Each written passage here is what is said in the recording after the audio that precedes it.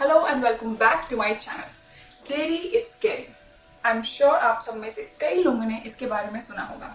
मैं dairy is scary की English video की लिंक अपने डिस्क्रिप्शन बॉक्स में डाल दूंगी, अगर आपको देखना है तो आप देख सकते हैं। बट इस वीडियो में मैं आपको हिंदी में समझाने वाली हूँ कि डेयरी स्कैरी क्यों है।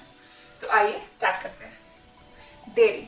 डेयरी में आपके मिल्क और मिल्क से बने प्रोडक्ट्स आते हैं, और वो मिल्क यानी कि दूध आपको एक काऊ यानी कि गाय से मिलता है। और गाय हमारी माता है, बट उसका दूध आसमान से नहीं आता है। किसी भी फीमेल मैमल की तरह ही एक गाय भी अपना दूध तभी देती है जब वो प्रेग्नेंट होती है। हम सबको पता है कि कोई प्रेग्नेंट कैसे होता है, बट डेयरी फार्म्स में और जो आपके दूध वाले हैं वो गाय को नेचुरली तो प्रेग्नेंट होने नहीं देंगे, क्योंकि सबको दूध चाहिए भाई। ह्यूमन पॉपुलेशन इतनी है पूरे वर्ल्ड में और सबको गाय का ही दूध पीना है, इसीलिए काउस को आर्टिफिशियली इंसेमिनेट किया जाता है। और आर्टिफिशियल इंसेमिनेशन कैसे होता है मैं आपको बताती हूँ। आर्टिफिशियल इंसेमिनेशन में हाथ या फिर इलेक्ट्रिक इजैकुलेटर की मदद से एक बुल का स्पर्म कलेक्ट किया जाता है और उसे एक लॉन्ग ट्यूब की मदद से एक फीमेल काउ के वेजाइना में इंसर्ट किया जाता है।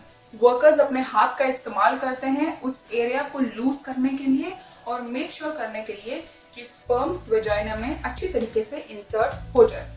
ऑब्वियसली इसके बाद जब वो गाय प्रेग्नेंट हो जाती है तो वो कुछ टाइम बाद अपने बच्चे को जन्म देती है, बट वो बच्चा उससे तुरंत अलग कर दिया जाता है। अलग तो करना ही पड़ेगा ना, नहीं तो वो उसका दूध नहीं पिएगा, और दूध तो हमें पीना है। और सिर्फ तब नहीं जब वो बच्चे हैं, तब तक पीना है जब तक हम जिंदा हैं। एक गाय और उसके बच्चे के बीच का जो बॉन्ड होता है वो किसी भी माँ और बच्चे के बीच के बॉन्ड की तरह ही होता है।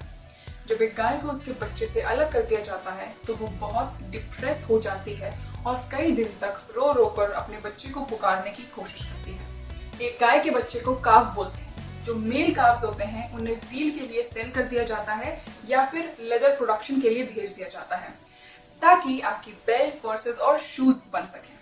और जो फीमेल काव्स होती हैं उनको बिल्कुल अपनी मॉम की तरह ही मिल्क मशीन बनने के लिए रेस किया जाता है। एक फीमेल काव को आर्टिफिशियली इम्प्रेग्नेट करने की जो प्रोसेस होती है वो तब स्टार्ट होती है जब वो सिर्फ 12 महीने की होती है, और वो रिपीट होते ही रहती है जब तक वो काव पूरी तरीके से एग्जॉस्ट नहीं हो जाती और प्रेग्नेंट होने के लायक ही नहीं बचती। एक फीमेल काव 4 से 5 साल तक कंटिन्यूअसली मिल्क प्रोड्यूस करती है, और फिर उसके बाद जब वो फिजिकली एंड इमोशनली एग्जॉस्ट हो चुकी होती है और ह्यूमंस के किसी काम की नहीं बचती, तो या तो उसको मरने के लिए ऐसे ही खुला छोड़ देते हैं या फिर उसको बीफ के लिए सेल कर देते हैं। एंड ये मत सोचिए कि इंडिया जैसी कंट्री में जहाँ काउस को सेक्रेड माना जाता है वहाँ उनका स्लॉटर नहीं होता, क्योंकि पूरे वर्ल्ड में इंडिया सेकेंड लार्जेस्ट एक्सपोर्टर है बीफ का। करंटली एक फीमेल काउ का जो एवरेज लाइफ स्पैन है वो 4 से 5 साल है, यानी तब तक जब तक वो दूध दे सकती है। बल्कि अगर एक काउ के साथ किसी भी तरीके का एक्सप्लॉयटेशन ना हो तो उसका एवरेज लाइफ 20 से 25 साल होता है। कई फीमेल काउस को इंडियन डेयरी फार्म्स में ऑक्सीटोसिन दिया जाता है ताकि वो मिल्क प्रोडक्शन इंक्रीज कर सकें। उन्हें ऑक्सीटोसिन इंजेक्ट करना इलीगल है और उससे उन्हें कई सीवियर स्टमक क्रैम्प्स भी होते हैं। ऑक्सीटोसिन एक औरत को लेबर इंड्यूस करने के लिए दिया जाता है जब वो अपनी प्रोसेस नेचुरली स्टार्ट नहीं कर सकती। कई जगह काउ मिल्क मिल्किंग मशीन्स के थ्रू निकाला जाता है जो बहुत पेनफुल होती हैं। उससे उनके टिट्स स्वेल कर जाते हैं, रेड हो जाते हैं और ओवर टाइम डैमेज हो जाते हैं, एंड उस इन्फेक्शन को मैस्टाइटिस बोलते हैं। बट क्या आपको पता है कि आपके मिल्क में अलग अलग तरीके के एडल्ट्रेंट्स भी यूज होते हैं। और सिर्फ वही नहीं, आपके मिल्क में काउ का पस और ब्लड भी होता है। ऑब्वियसली वो फिल्टर होके आता है बट नॉट कम्प्लीटली। थोड़ा अमाउंट ऑफ पस आपकी मिल्क में प्रेजेंट होता है। और इस तरीके का काउ एक्सप्लॉयटेशन से बड़े बड़े डेयरी फार्म्स में नहीं होता। जो लोकल फार्मर्स होते हैं जिनको शायद दिन का 100 रुपए मिलता है कैटल को फीड करने के लिए और उनका ख्याल रखने के लिए, वो भी सेम प्रोसेस यूज करते हैं और उनको सेम तरीके से ही ट्रीट करते हैं। ये सारा एक्सप्लॉयटेशन और एनिमल क्रूअल्टी सिर्फ और सिर्फ इकोनॉमिक गेन के लिए होता है। अगर काउस का एक्सप्लॉयटेशन नहीं होगा तो आपको चॉकलेट, आइसक्रीम, चीज कैसे मिलेगा? आप में से कई लोग वेजिटेरियन होंगे और शायद आपको ऐसा लगता होगा कि वेजिटेरियन बनना इनफ है, उतना बहुत है।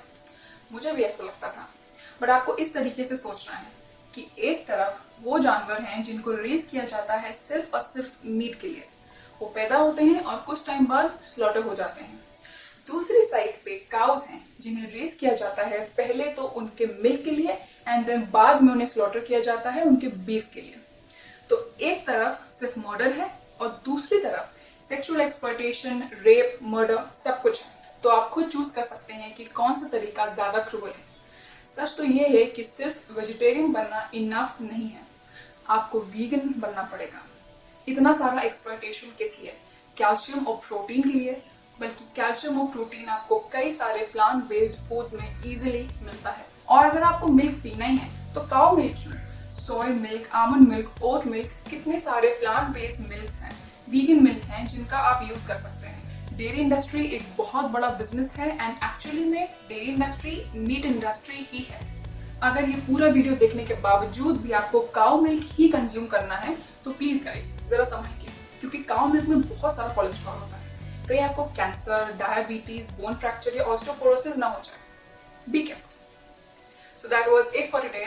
I hope ये prove हो गया हो कि dairy is really scary, and I also hope that this video inspired you to turn vegan. Thank you.